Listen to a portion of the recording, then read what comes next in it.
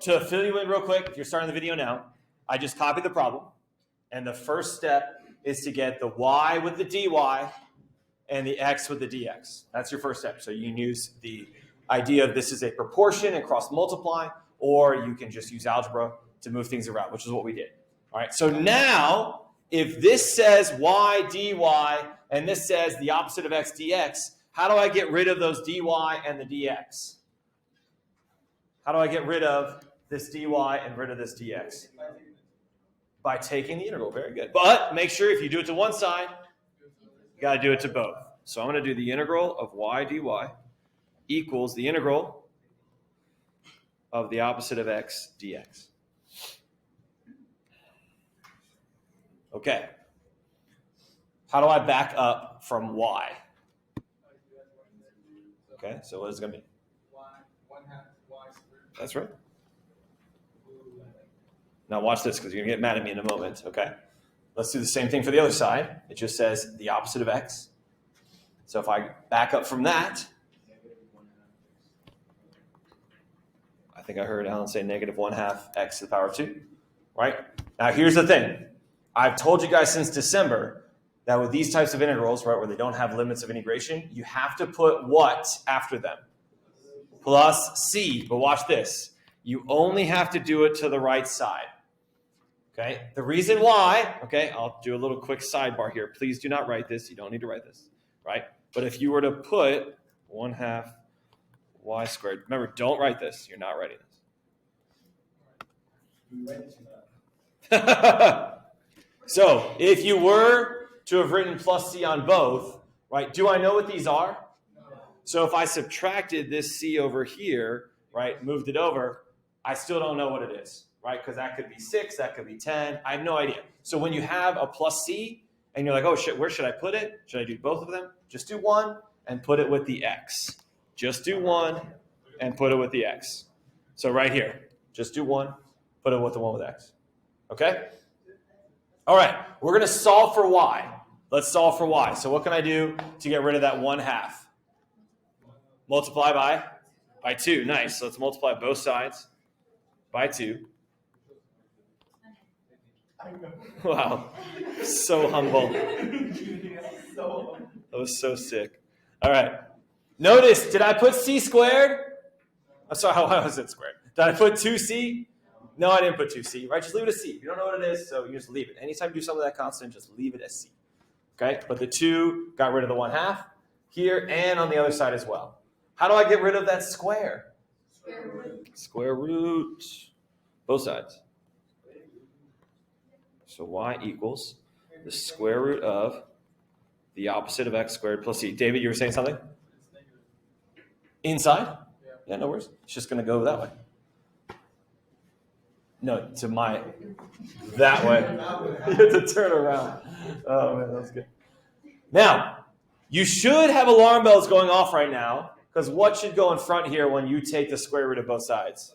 Plus or minus. You're going to choose positive or negative based on the value it gives you to find that particular solution. So do you guys see this information for that initial condition? All right, what is this y value right there? Positive 2. So when I choose, right, the idea is there should be a plus or minus there. When I choose which one, I'm going to choose positive because that y value is a positive 2. Okay? If it had been negative 2, I'm choosing a negative sign there. Yes, go ahead. How come the square root didn't go away? How come the square? Oh, so this, if it had been just the square root of x squared, it could go away, but it's not. It's plus a number. So it'd have to be like the whole thing to the second power for something to go away. Good question. All right, let's plug in our x value of negative 6. And this is going to be a y value of positive 2. So the opposite of negative 6 squared. Wait, how do you know x is negative 6? This right here, this is always going to be your x, and that value at the end will be the y. Because it's saying if you take the function and plug in negative 6, it'll spit out that positive 2.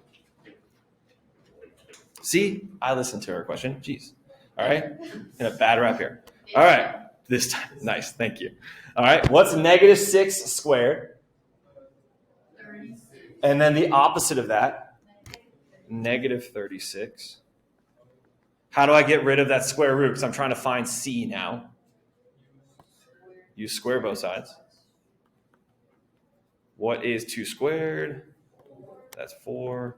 This becomes negative 36 plus c. So c equals, should be 40. Now, you're not going to type that in, right? Because that's just the constant. So remember, this right here was called the general solution.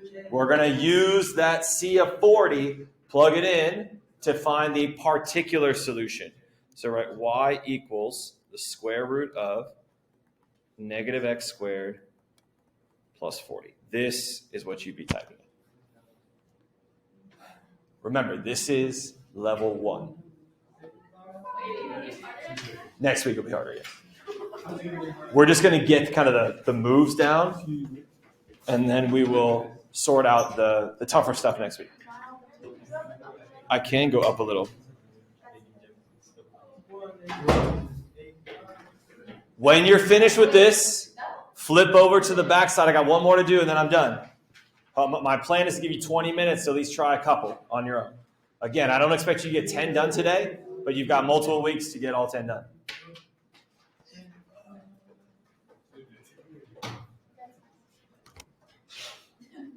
All right, let's do one more, and then I'll let you guys try.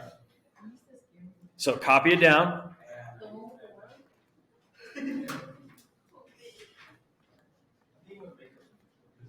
What is our first step? You okay, Andres? Yeah. Okay. Well, we'll wait. All right. The first step. Go ahead, David. Yes, I moved them over. Yep. So like this 2y that's on the right-hand side, we're going to move it to the left. So it becomes 2y dy. And the dx that's on the left-hand side, it's going to come out of the denominator to be on the right-hand side. So x squared minus 3. And just so you know that dx is with both, I put those parentheses. How do I get rid of the dy and the dx? Integrate. Remember, where am I going to put the plus c? Only on the side with the x on the right-hand side. So let's do the antiderivative of 2y, which is y squared, right? Equals the antiderivative of x squared is 1/3 x cubed. The antiderivative of minus 3 is minus 3x. And don't forget to put plus c. Now, before I find my particular solution, I need to find the general solution. Have I found my general solution yet? No, because it needs to say y equals. I'm close, though. How do I get rid of that square? Square root of both sides. So y equals, I'm going to leave a space to make a decision about the plus or minus. It's okay. It doesn't need to be a very large space. Notice, where is my c? It's inside the radical. So some students, for some reason, will just like leave it out there. But it's got to be within the radical, just like all the other terms. Okay, take a look at your term in terms of your condition. What is my y value? A -1. So when I plug in a value into this function, it's going to spit out a negative, which means I need to put a negative sign in front. Okay, so that's different than what we did on number 1. So we're plugging in an x value of a -3 to get a y value of -1.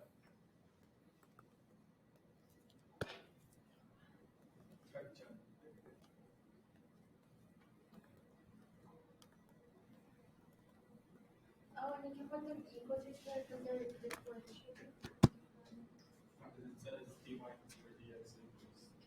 Yeah, but you put y equals to like. I'm trying to find, I think I know what you're saying. This, I know it's weird to say it, but this is the derivative. Dy dx is the derivative. I'm trying to find the antiderivative of that, so that's y equals. right? This is the same as like y prime. The reason it's a lot harder than what we've done so far, Georgie, is because we haven't done any that have x and y in it, right? Most of ours have just been dy dx equals all the x stuff. But we've now got both x and y, so that's why we have to separate the equations to the y and the x. Okay, then you're going to love next week. Okay. What is negative 3 cubed? Negative 27 divided by 3 is negative 9. A negative 3 times a negative 3 is positive 9. So inside that radical, I'm going to have negative 9 plus 9, which is going to be 0. So that just becomes the square root of c. Now, do you see how I have both sides have a negative symbol? Right? So I can actually just take those away, right? And get just positive 1 equals the square root of c. So if the square root of c is 1, what is c? It's also 1, right? Because you just square both sides. 1 squared is 1. Why? So you can think of it like if it had x equals x, right? They just cross out. Or if you want to write it, you could write divided by negative 1 on both sides. And it becomes positive on both sides. Either way. You can also, if you didn't like that I didn't square them, you can square both sides to get c equals 1. Right? So remember up here is the general solution. All I have to do to get the right answer here is to replace c with positive 1. And that will give me my particular solution. So y equals the opposite of 1/3 x cubed minus 3x plus 1. And that is it.